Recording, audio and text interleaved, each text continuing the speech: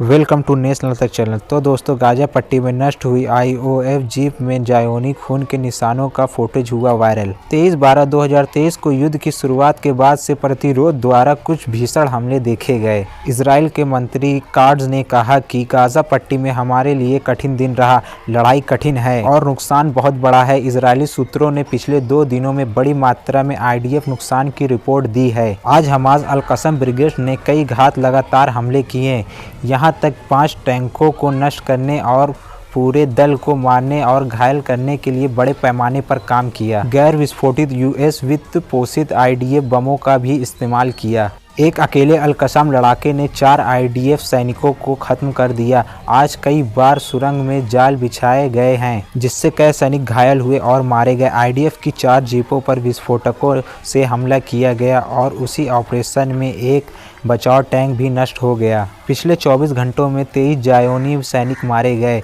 जायोनी सैनिक पूरी तरह से RPG और विस्फोटकों से घिरे रहते हैं।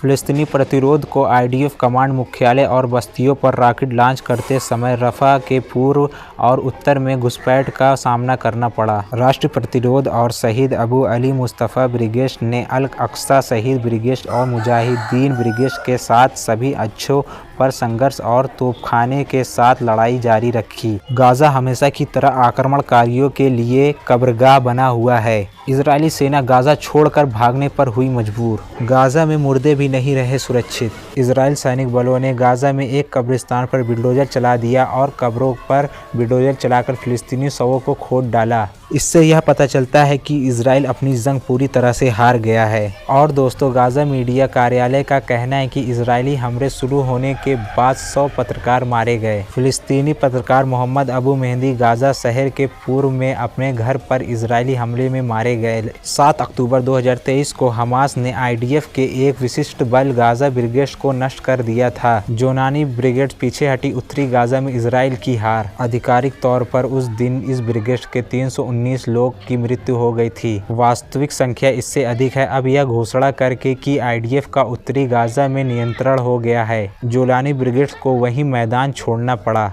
गाजा से इजरायली सेना मुजाहिदीनों के डर से पीछे भागी। फिलिस्तीन प्रतिरोध के सामने इजराइल के शीर्ष लड़ाकों की हार दर्शाता है। गोलानी ब्रिगेड इजराइल की सबसे विशेष सेनाओं में से एक है। गोलानी अपने दर्जनों शीर्ष लड़ाकों और अधिकारियों को खो बैठी, जिसके कारण गुरुवार को पीछे हटने को घोषणा की गई। गोलानी ब्रिगेड को गाजा से बाहर निकालने के निर्णय से इजराइल सेना का मनोबल और खराब होने का संभावना है। अभी तक बेंजामिन नेतन्याहू की युद्ध परिषद अपने किसी भी घोषित लक्ष्य को हासिल नहीं कर पाई। जोलानी उत्तरी गाजा और शुजाया उत्तर पूर्व गाजा में सक्रिय थी। इससे यह साबित होता है कि हमास अपनी जंग जीत रहा है। ऐसी इंटरेस्टिंग न्यूज़ के लिए हमारे चैनल को सब्सक्राइब करें और वीडियो को ज़्यादा से ज़्यादा अपने दोस्तों में शेयर करें।